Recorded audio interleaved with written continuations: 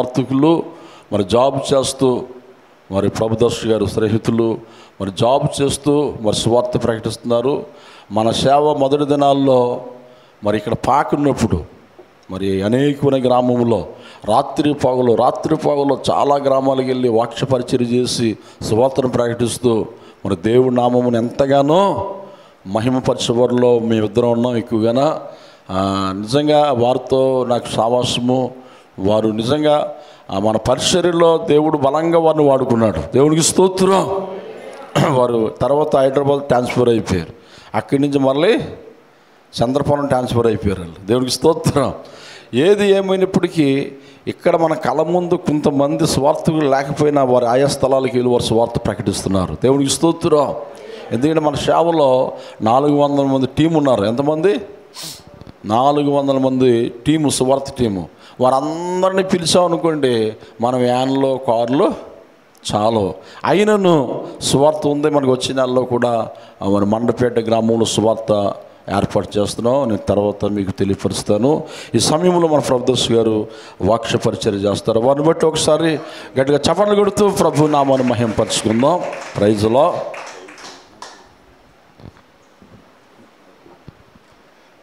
దేవుని ఘనమైన నామానికి ఆ పరిశుద్ధ దేవుడు మన కొరకు రక్తము కాచి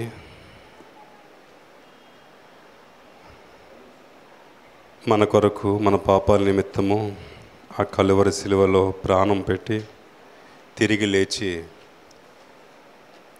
మనకు రక్షణ ధారాళంగా దయచేసిన మన ప్రభు అయిన యేసుక్రీస్తు ఘనంగా మన చేతులెత్తి స్తోత్రాలు చెప్తాం. హల్లెలూయా, హల్లెలూయా.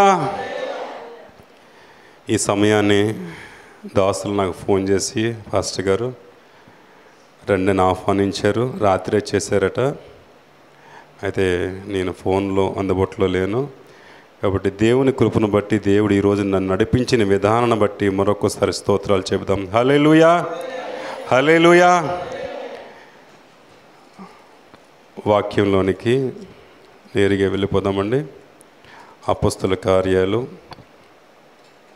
20వ అధ్యాయము 35వ వచనం. అపొస్తలుల కార్యాలు 20వ అధ్యాయము 35వ వచనం.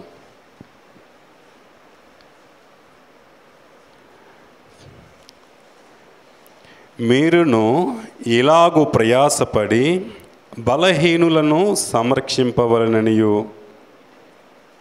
పుచ్చుకొనుట కంటే ఇచ్చుట ధన్యము అని ప్రభువైన యేసు చెప్పిన మాటలు జ్ఞాపకము చేసుకొనవలననియు అన్ని విషయములలో మీకు మాదిరి చూపితునని చెప్పాను.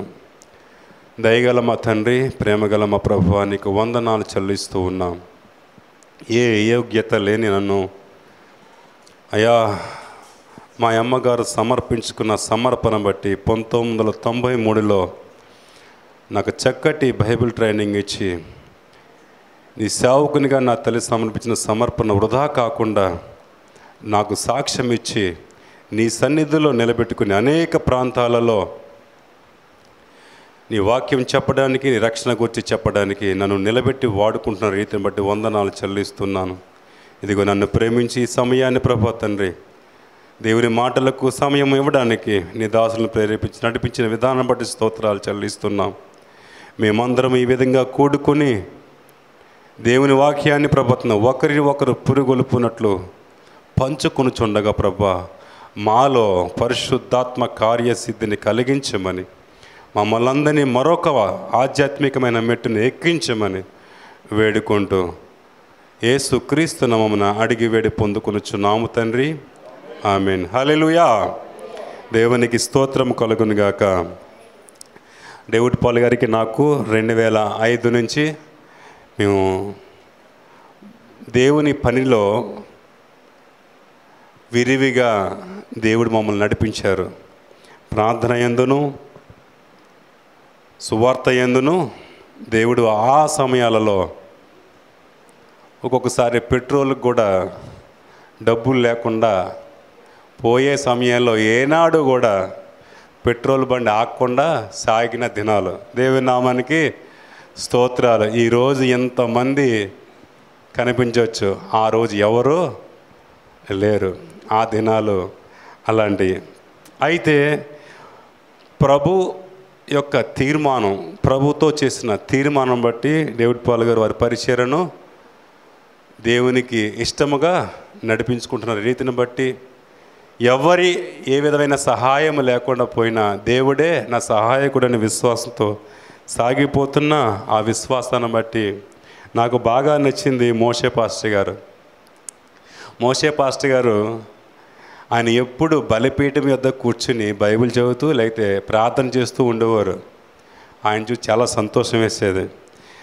అందుని బట్టి ఆ దైవదాన్ని జ్ఞాపకం చేసుకోవడం కూడా చాలా ముఖ్యమైనది. కనుక దేవుని యొక్క నాకు జ్ఞాపకం చేసిన వాక్యాలలో నాకు ఇష్టమైన సేవకులలో అపోస్తులైన పౌలు గారు ఒకరు.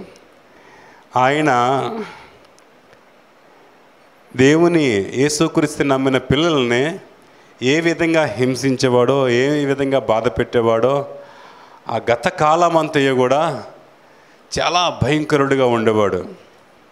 ఎంత రోషం అంటే యెహోవా దేవుడు తప్పించి మరి ఏ దేవుణ్ణి పూజించకూడదు, ఆరాధించకూడదు.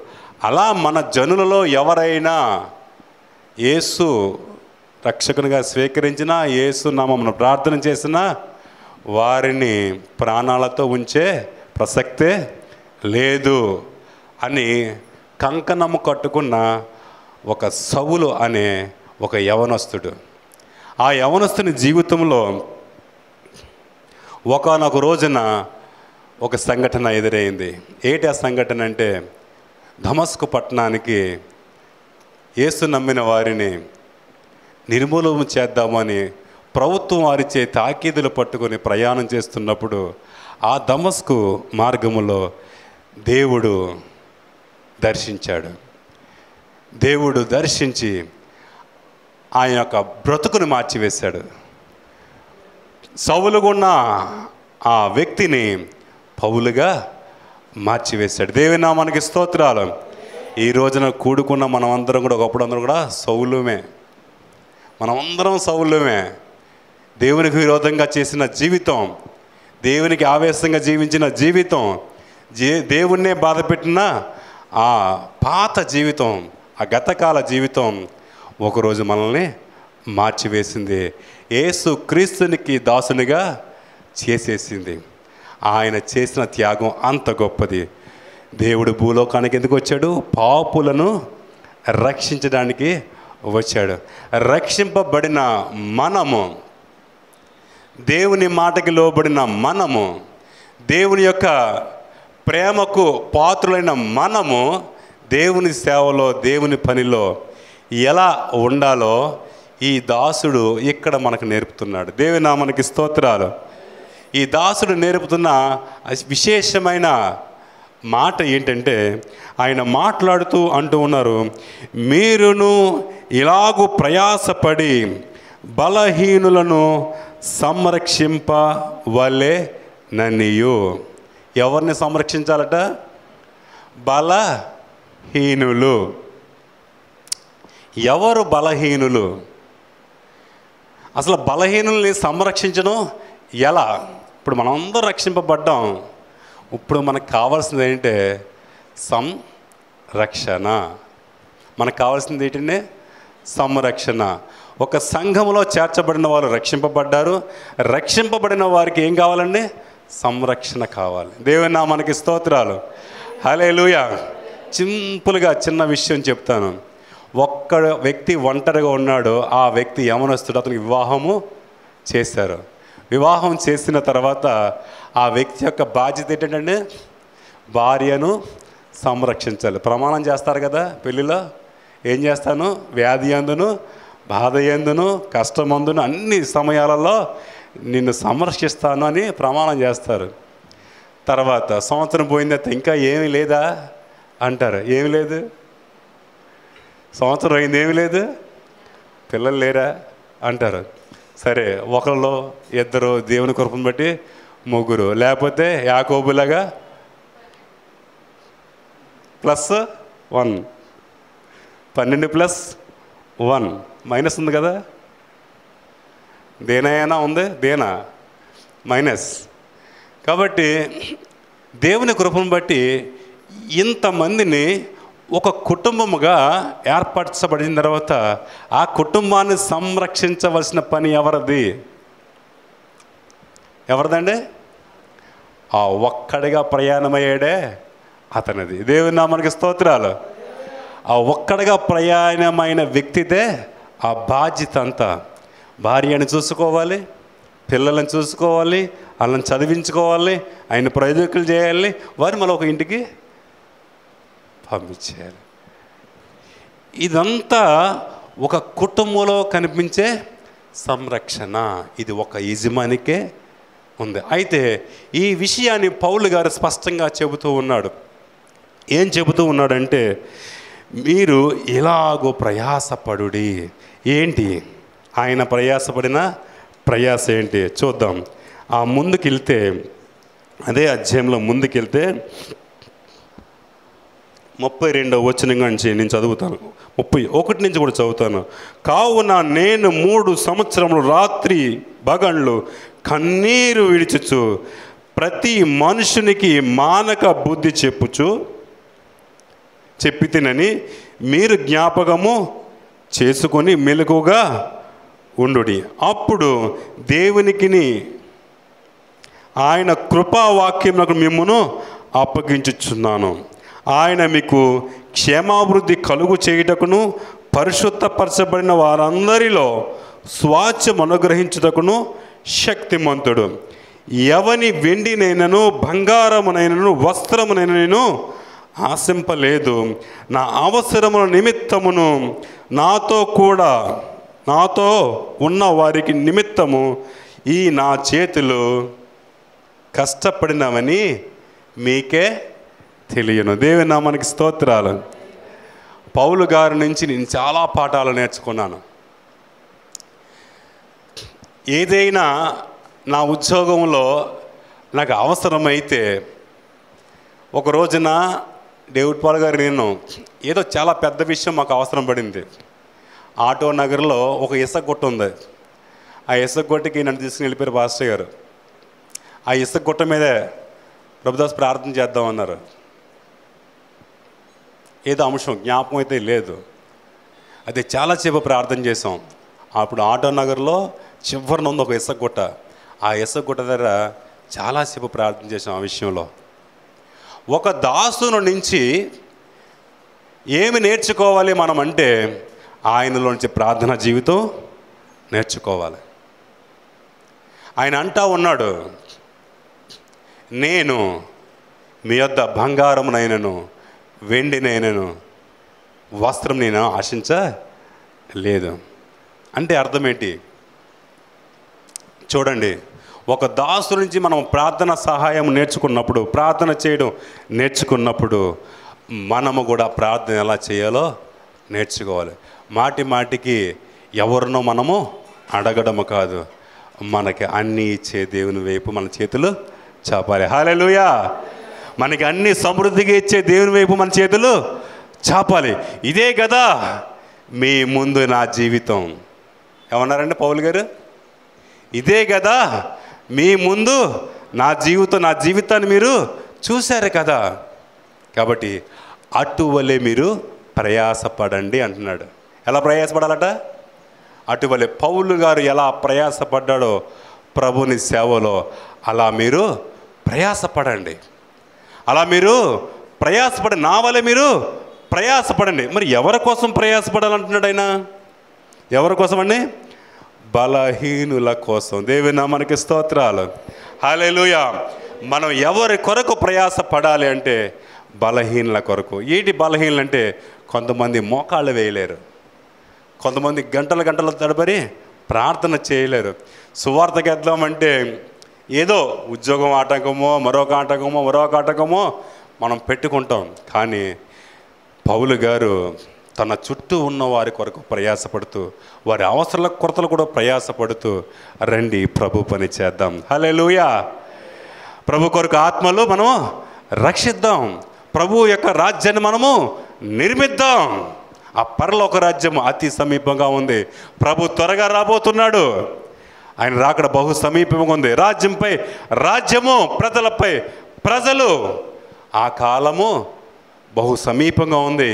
కాబట్టి మీరు ఈ రక్షణ కృపకాలంలోనే మీరు ఎవరి దగ్గర ఏమీ పుచ్చుకొనక, మీరు మీ చేతులతో కష్టపడి, మీరు ఎలా కష్టపడ్డారో, ఎలా ప్రార్థన, ఎలా కన్నీరు కార్చారో ఈ జీవిత విధానం మీతో ఉన్న బలహీనులకు నేర్పండి. మీలో బలహీనులు ఎవరిది వారికి ప్రార్థన చేయడం నేర్పించండి. ప్రభువుని ఎలా బ్రతిమలాడుకోవాలో నేర్పించండి. అగో మీకు చదివి వినిపించాను 32వ వచనంలో,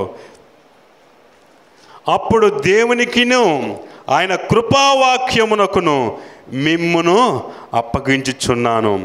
ఆయన మీకు క్షేమాభివృద్ధి కలుగు చేయుటకు, పరిశుద్ధపరచబడిన వారందరిలో స్వాస్థ్యం అనుగ్రహించుటకు శక్తిమంతుడు. దేవుని నామానికి స్తోత్రాలు. మనమందరము ఎవరికి? దేవునికి మనం స్వాస్థ్యమై ఉన్నాం. దేవుని రాజ్యంలో మనం హక్కుదారులమై ఉండాలి. అలా హక్కుదారులై ఉండాలంటే మన సేవకులకు మనం నేర్పే ప్రార్థనా జీవితాన్ని మనము నేర్చుకోవాలి. ప్రార్థనా జీవితాన్ని, ప్రభువా నాకు ఈ అవసరత ఉంది, నా ఈ అక్కర ఉంది, నువ్వు నాకు తీర్చవా, ఇలా నేర్చుకోవాలి ప్రార్థనను.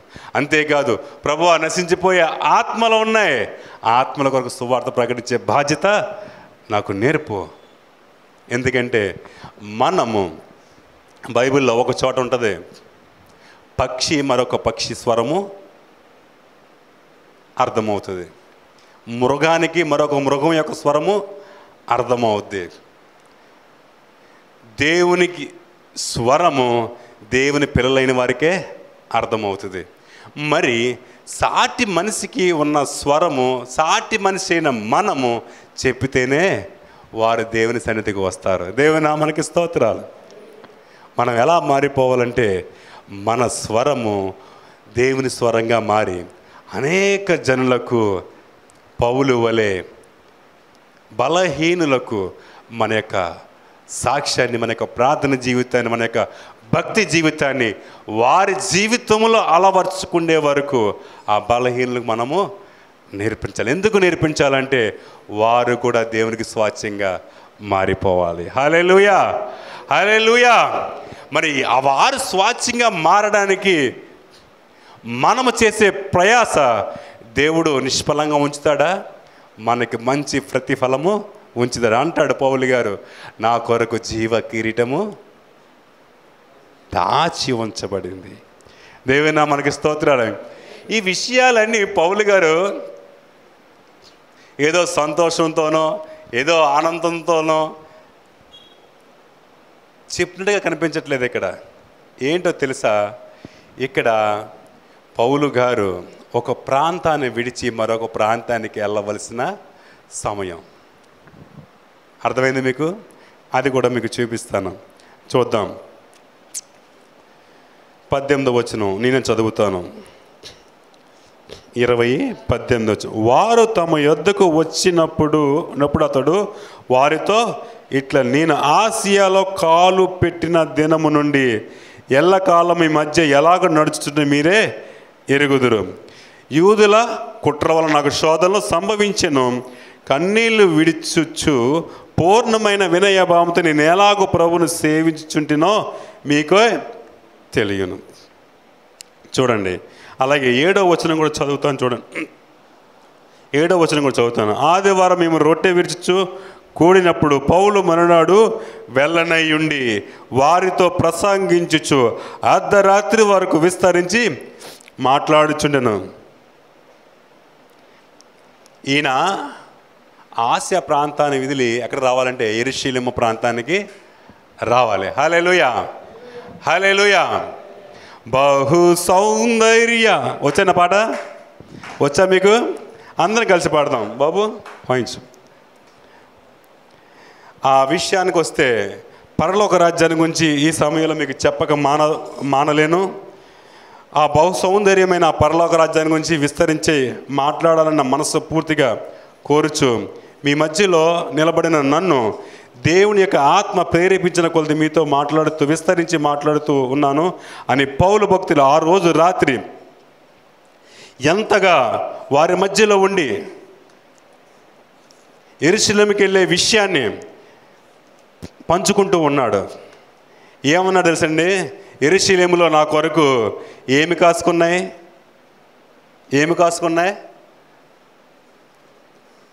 అనేక శ్రమలు కాసుకొని ఉన్నాయి. యెరూషలేముకి వెళ్తే నాకు అక్కడ ఎవరో కూడా ఏసీ రూము ఎవరు, అక్కడ ఎవరో కూడా తినడానికి మంచి ఆహారము నాకు ఇచ్చే మనుషులు కారు. కానీ నేను వెళ్తున్నాను యెరూషలేము, ఆ యెరూషలేములో నాకు కాసుకున్నాయంటే అనేక శ్రమలు. దైవజనులు ఎందడ సాక్ష్యం చెబుతూ సేవలో ఎన్నో ఎదురవుతున్నాయి, నాకు ఎన్నో ఎదురవుతున్నాయి. సేవలో శ్రమలే ఎదురవుతాయి, జీవితంలో కష్టాలు ఎదురవుతాయి. అర్థమైందా? మీరు నేను కలిసి ఉద్యోగాలు పని చేసుకుని జీవితాన్ని కొనసాగిస్తున్నాం. సేవకులు సేవను కొనసాగిస్తారు. సేవలో శ్రమలు ఎక్కువవుతాయి, జీవితంలో కష్టాలు ఎక్కువవుతాయి. ఎందుకు తెలుసా? జీవితంలో కష్టాలు ఎందుకు వస్తాయంటే మనం చేసుకునే పొరపాట్ల వల్ల మన కష్టాలు వస్తాయి. మనకు జ్ఞానము లేకో సమయోచితంగా ఆలోచన రాకో మనము చేతులారా కష్టాలు తెచ్చుకుంటాం అని సామెతల గ్రంథంలో అనేక విషయాలు చెప్పబడి. మన సేవలో పౌలు గారికి ఎదురైన శ్రమలు లాంటి సేవకులకు ఎందుకు ఎదురవుతాయంటే సేవలు బహు విస్తారముగా సుదీర్ఘ ప్రయాణాలు చేసి కుటుంబ ఆర్థిక పరిస్థితులు చూసుకుని సంఘ కార్యక్రమాలు చూసుకుని ఇవన్నీ కొనసాగించాలంటే చిన్న విషయము కాదు. మన కుటుంబాన్ని మనం నడుపుకోవడమే పెద్ద కష్టం. అలా సేవ నడపడం అంటే, కుటుంబాన్ని నడపడం అంటే చిన్న విషయం కాదు. సేవకులకి కష్టాలు ఉంటాయి, శ్రమలు ఉంటాయి. కాబట్టి ఈ శ్రమలలో మనకు కావలసిన మోడరన్ ఎవరైనా ఉన్నారంటే ఓన్లీ ఒక పౌలు గారే. సేవలో మనకు కావలసిన ఏకైక వ్యక్తిని మాదిరిగా చూసుకోవాలంటే ఎవరంటే ఒక పౌలు గారే. ఆ పౌలు గారు పరిచర్యలో ఆయన చెబుతూ ఉన్నాడు, నేను ఇప్పుడు శ్రమలో ఎదుర్కోవడానికి వెళ్తూ ఉన్నాను. ఆ శ్రమలు ఎదుర్కోవడానికి వెళుతున్నప్పుడు మీతో నేను విస్తరించి మాట్లాడుతున్న విషయాలు ఏమిటంటే, ఇదిగో మీరు బలహీనల కొరకు పరిచర్య చేయవలసి ఉంది. మీరు బలహీనల కొరకు పరిచర్య చేయవలసి ఉంది. ఆ బలహీనల కొరకు మీరు చేసే పరిచర్య ఎలా చేయాలంటే నా వలే చేయండి. నేను ఎలా చేశానో అలా మీరు చేయండి. అలా మీరు చేసి దేవుని యొక్క స్వాస్థ్యాన్ని మీరు పొందుకోండి. దేవుని స్వాస్థ్యం ఎలాంటి తెలుసండి? ఆ రాజ్యం గురించి ఒక చరణం, ఒక పల్లవి పాడతాను, ఆలకించండి. బహు సౌందర్య సియోనులో స్తుతి సింహాసనాసీనుడా,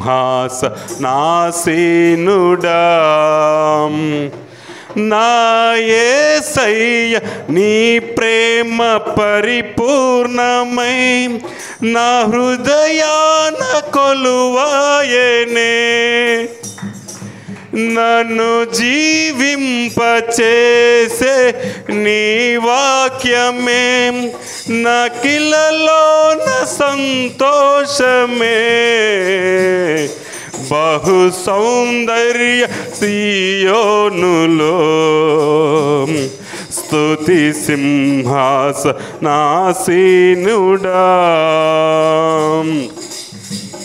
ఒంటరి బ్రతుకుల కృంగిన మనసును చల్లని నీ చూపే ఔషధమే.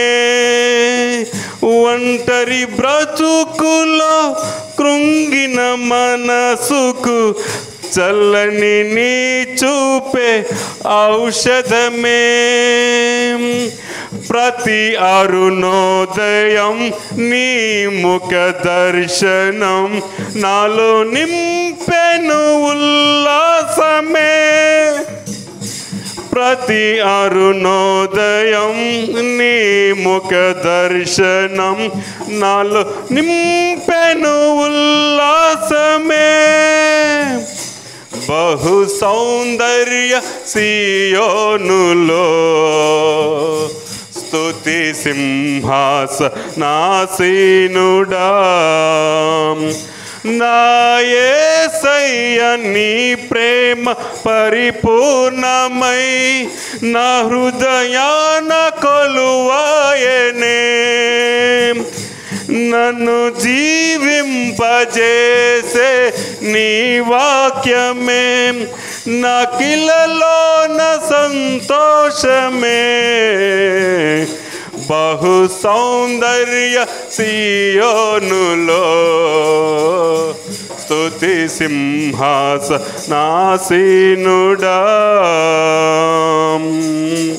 హల్లెలూయా, హల్లెలూయా. ఈరోజు చెప్తున్న విషయం ఏంటంటే, ఒక వ్యక్తికి సంక్షేమం ముఖ్యం. ప్రభుత్వ పథకాలు ఏం పేరండి? సంక్షేమ పథకాలు. ఏంటి సంక్షేమ పథకాలంటే, ఒక వ్యక్తిని అభివృద్ధి పథంలో నడిపించే పథకాలు సంక్షేమ పథకాలు. ఒకప్పుడు పథకాలు ఎలా ఉండేయంటే, ఒక వ్యక్తికి కుట్టు మిషన్ నేర్పి ఆ కుట్టు మిషన్ మీద ఆవిడ జీవనాపదం జరగడానికి ఆ కుట్టు మిషన్ వారికి ఉచితంగా ఇచ్చి మన జీవనాన్ని సాగించుకోనివ్వరు. ఒక కిల్లీ షాప్ నడిపించుకున్న వాడికి అతనికి ఆర్థికంగా సహాయం ఇచ్చి సంక్షేమాన్ని వారికి అందించేవారు. ఒక వ్యక్తికి ఆటో నడిపే వ్యక్తికి ఆటో ఇచ్చి ఆ ఆటో మీద అతని జీవనాధారం సాగించమని అలాంటి సంక్షేమ పథకాలు పూర్వం నా చిన్నప్పుడు నుండే. దేవుని మనసు కలిగిన ఒక వ్యక్తిలోంచి వచ్చే ఒక గొప్ప విషయం ఏంటంటే, మీ చేతులు ఎల్లప్పుడూ కష్టపడడానికి ఇష్టాన్ని నేర్పండి. ఆ చేతులకు కష్టపడే ఇష్టాన్ని నేర్పితే మనం ఎవరి దగ్గర చేయి చాపవలసిన పని లేదు. అయితే ఒక విషయాన్ని ఎప్పుడు మర్చిపోవద్దు, మన చేతుల కష్టార్జితము దీవించబడాలంటే దేవుడిచ్చి మనకిచ్చిన కష్టార్జితములో నుంచి దేవునికి ఇవ్వాల్సిన భాగాన్ని మనము ఇష్టపూర్వకంగా ఇవ్వాలి. ఎప్పుడు గుర్తుంచుకోండి, మనం ఇచ్చే కానుక ఎప్పుడు కూడా సహృదయముతో ఇవ్వాలి. దేవుని సన్నిధికి ఇష్టమైన హృదయంతో దేవుని సన్నిధికి ఇవ్వాలి. అలాంటి మనసుతో దేవునికి ఇచ్చే కానుక బహు ప్రీతికరము. బైబిల్లో చూస్తే ఒక పేద విధవరాలు ఎంత ఇచ్చిందండి? ఆవిడికి ఉన్న జీవనాధారం అంతా ఇచ్చిందట. స్పష్టంగా ఉంటుంది, ఆవిడికి ఉన్న జీవనాధారం అంతా ఇచ్చింది. అంటే ఇష్టపూర్వకముగా ఇచ్చిందని అర్థం. కొంతమంది ఈ విధంలో ఫెయిల్ అయిన వారు కూడా ఉన్నారు. అలాంటి బలహీనల కొరకు కూడా వాక్యము చెప్పబడాలి. సేవ బహుగా జరపబడుతుంది, బహుగా విస్తరించబడుతుంది అంటే దేవుడు మనసు కలిగిన పౌలు గారు అక్కడున్న స్థానిక సంఘానికి నేర్పుతున్నాడు. అక్కడున్న స్థానిక సంఘానికి నేర్పుతున్నాడు. అతను ఆ సంఘాన్ని విడిచి వేరే ప్రాంతానికి వెళ్ళిపోతున్నప్పుడు చెప్తున్నాడు, మీలో చాలామంది ప్రార్థన పరులు లేరు, మీలో చాలామందికి దేవునికి ఇష్టంగా కానుకలు ఇచ్చేవారు లేరు. దేవుని పరిచర్య జరగాలంటే మీరు సహృదయముతో దేవుని సంఘములో పరిచర్య పాలు పొందండి. ఇష్టమైన మనసుతో దేవుని పరిచర్యలో పాలు పొందండి. ఇష్టమైన మనసు గలవారు చాలామంది ఉన్నారు, కానీ ఇంకా చాలామంది బలహీనులు ఉన్నారు అని స్పష్టంగా చెప్పబడుతుంది. అయితే చూడండి, పౌలు గారు ఇంకో విషయం చూస్తే, పౌలు గారు ఆ ప్రాంతాన్ని వదిలి యెరూషలేము ప్రాంతానికి ఇష్టపూర్వకంగా వెళ్తున్నాడు. ఎందుకు వెళ్తున్నాడు చెప్పండి? ఎందుకు వెళ్తున్నాడండి? అది కూడా చదువుదాం.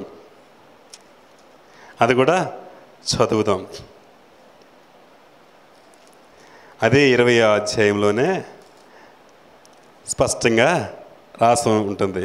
నేను చదువుతాను చూడండి, 22 చదువుతాను. ఇదిగో నేనిప్పుడు ఆత్మయందు బంధింపబడిన వాడన్నై యెరూషలేముకు వెళ్ళుచున్నాను. అక్కడ నాకు ఏమేమి సంభవించునో తెలియదు కానీ ఏమున్నాయంటే చూడండి 23 నుంచి బంధకములను ఏమున్నాయండి, గోల్డెన్ నెక్లెసు, గోల్డెన్ ఉంగరం అండి, ఒక ఏసీ కారు ఉన్నాయండి. 23 అధ్యాయులు ఏమున్నాయి, వచనాలు ఏమున్నాయండి. ఇంత ఇష్టపడి పరిచర్య చేస్తుంటే, దేవుని కొరకు పరిచర్య చేస్తుంటే దేవుడు ఏముంచాడట, ఈయనకి ఏముంచాడట విషయంలో? బంధకములను శ్రమలను నా కొరకు కాచుకుని ఉన్నావని పరిశుద్ధాత్మ ప్రతి పట్టణములో నాకు సాక్ష్యం ఇచ్చుచున్నాడని తెలియను. అయితే దేవుని కృపా సువార్తను గూర్చిన సాక్ష్యం ఇచ్చుట యందు నా పరుగును నేను ప్రభు అయిన యేసు వలన పొందిన పరిచర్యను తుది ముట్టించవలని నా ప్రాణము నాకెంత మాత్రము ప్రియమైనదిగా ఎంచుకొనుట లేదు. దేవుని నామానికి, పరిశుద్ధ నామానికి వందనాలు. ఏమున్నాయంటే మనం చర్చిలో రాగానే మనం అంటాం, ప్రభువా నా ఇంటి పైకప్పు రేకులు అయ్యా స్లాబ్ వేసుకోవాలి తండ్రి, అయ్యా నా ఉద్యోగానికి సైకిల్ మీద వెళ్ళకపోతున్నాను, నాకు ఒక చక్కటి ఎలక్ట్రిక్ బైక్ ఈ తండ్రి. పాస్టర్ గారికి తెలుసు, నేను రోజుకి 26 + 10 36 కిలోమీటర్ సైకిల్ ఎక్కువండి నా ఉద్యోగానికి వెళ్ళడానికి. రోజుకి 10 కిలోమీటర్లేమో సంఘంకి వెళ్ళి ప్రార్థన చేయడానికి వెళ్ళివ్వండి. 10 కిలోమీటర్ల సైకిల్ దొక్కాను ప్రతిరోజు.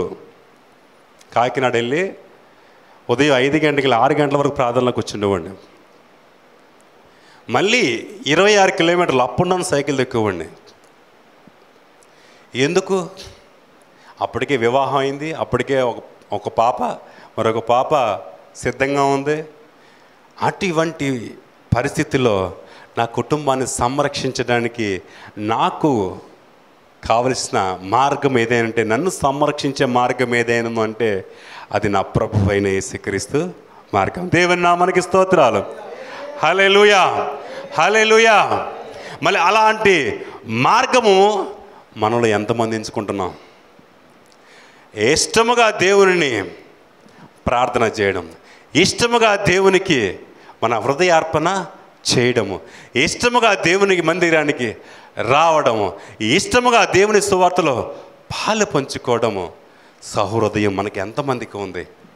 అది పౌలు గారి జీవితంలో చూస్తున్నాం. పౌలు గారికి ఏమున్నాయటండి? బంధకాలు ఉన్నాయట, శ్రమలు ఉన్నాయట. ఇవన్నీ పౌలు గారికి ఎవరు చెప్తున్నారు? పరిశుద్ధాత్మ దేవుడు చెబుతూ ఉన్నాడు. నీవు ప్రతి చోట నా కొరకు సాక్షిగా, నువ్వు ఏ పట్టణంలో పాపం చేసావో, ఏ పట్టణంలో నాకు వ్యతిరేకంగా జీవించావో ఆ ప్రదేశంలో నా కొరకు నువ్వు సాక్షిగా ఉండాలి. ఎంతమంది క్రీస్తు బిడ్డలు నువ్వు హింసించావో ఆ ప్రాంతంలోకి వెళ్ళి ఆ క్రీస్తును ప్రకటించాలి. ఆ ప్రాంతంలోకి వెళ్ళి నీ బ్రతుకు ఎలా మారిందో చెప్పాలి. అందుకోసం ఏర్పాటు చేసుకున్నాడు మన దేవుడు. అటువంటి పనిలో మనం ఉంటే దేవుడు మన కుటుంబానికి, మన సంఘానికి సంరక్షణ. దేవుని నామానికి స్తోత్రాలు. హల్లెలూయా. ఇదంతా నా జీవిత యాత్రలో స్వయంగా నేర్చుకున్న పాఠం. నా జీవిత ప్రయాణంలో నాకు ఉన్న స్థలం ఏదైనా ఉంటే నా పరిశుద్ధ దేవుని స్థలం. ఆ స్థలంలో నేను చెప్పుకోవాల్సిన అనేక విషయాలు, నా దేవునితో మొరపెట్టుకోవాల్సిన విషయాలు. అయితే నేను ఒక సేవకుడి నుంచి ఒక విషయం నేర్చుకున్నాను. ఏసన్న గారు జీవితంలో ఒక వ్యక్తి మాటికి బాధ పెడుతూ ఉంటే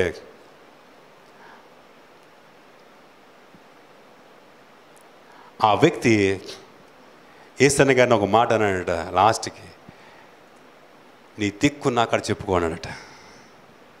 ఏసన్న గారిని ఏమన్నాడు ఆ వ్యక్తి? నీ దిక్కు నాకాడ చెప్పుకో, ఏం చేసుకుంటావో చేసుకో అన్నాడు. చేసుకున్నప్పుడు ఏసన్న గారు ఒకటే అన్నాడట ఆ వ్యక్తిని, నాకు ఈ దిక్కు లేదు, ఈ దిక్కు లేదు, ఈ దిక్కు లేదు, ఈ దిక్కు లేదు, నాకు ఉన్న దిక్కల్లా పై దిక్కు ఆయనతో చెప్పుకుంటాను.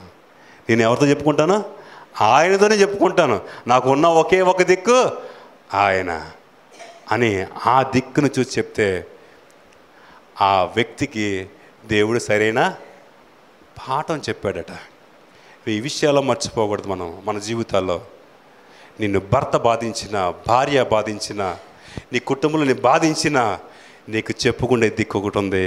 అది మన ప్రభు అయిన యేసు దిక్కు. ఆ పరలోక రాజ్యములో మనం నిత్యము ఆ పరలోక రాజ్యం మన నేత్రాలు ఎత్తి మనకు కావలసిన సహాయాన్ని ఆయన దగ్గర నుంచి మనం పొందుకోవాలి. అలాంటి అనుభవం మన దైవజనులైన పౌలులైన భక్తుల్లో మనము చూస్తున్నాం. ఆయన అంటూ ఉంటాడు 25వ వచనం, ఇదిగో దేవుని రాజ్యమును గూర్చి ప్రకటించుచు నేను మీ మధ్య సంచరించుచుంటిని.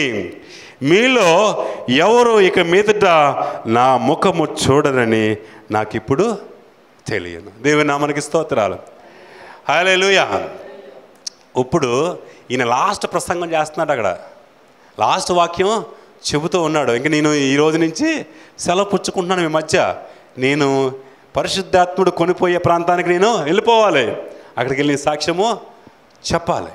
అక్కడికి వెళ్ళిన బ్రతుకును మార్చిన దేవుని గురించి చెప్పాలి. రక్షించే దేవుని గురించి నేను చెప్పాలి. కాబట్టి నేను వెళ్ళిపోతూ ఉన్నాను అన్నప్పుడు ఆ సంఘం ఏడ్చిందండి. ఆ సంఘం ఏడ్చింది. ఇంత మంచి దైవజనుడు వెళ్ళిపోతున్నాడే, మనల్ని వదిలి వెళ్ళిపోతున్నాడే అని ఆ సంఘము ఎలా ఏడ్చిందో చెప్తాను చూడండి.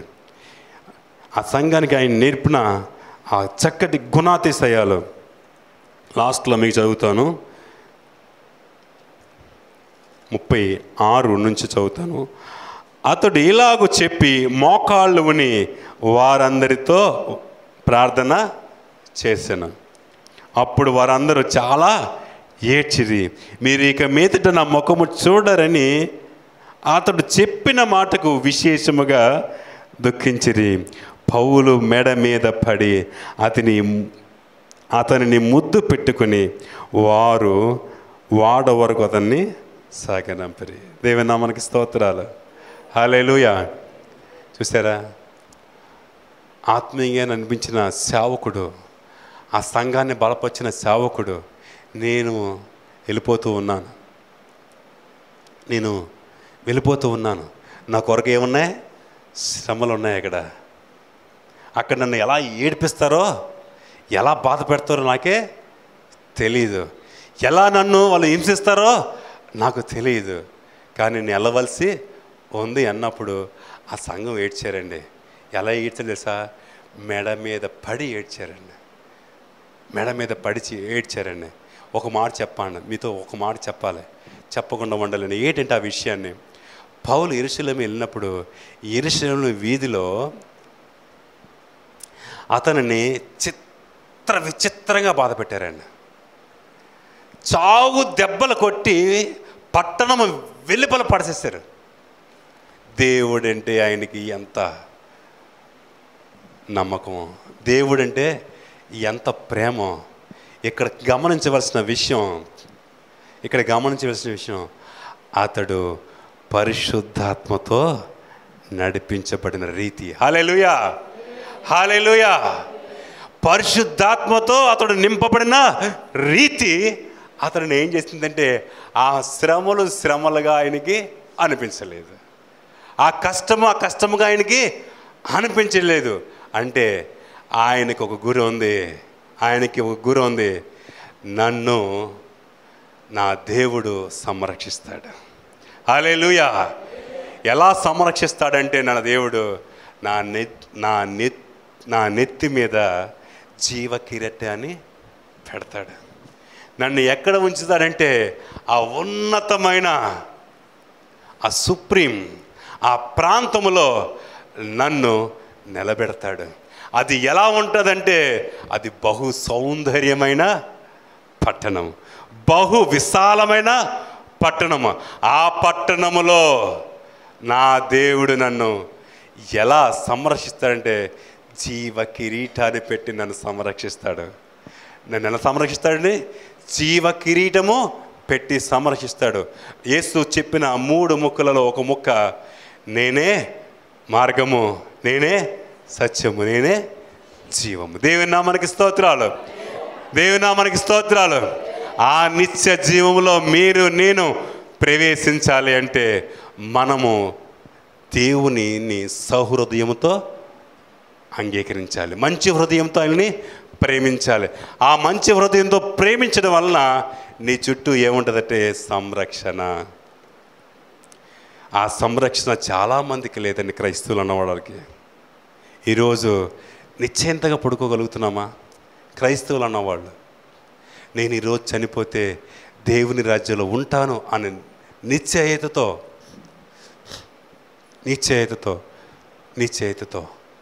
ఉండగలుగుతామా?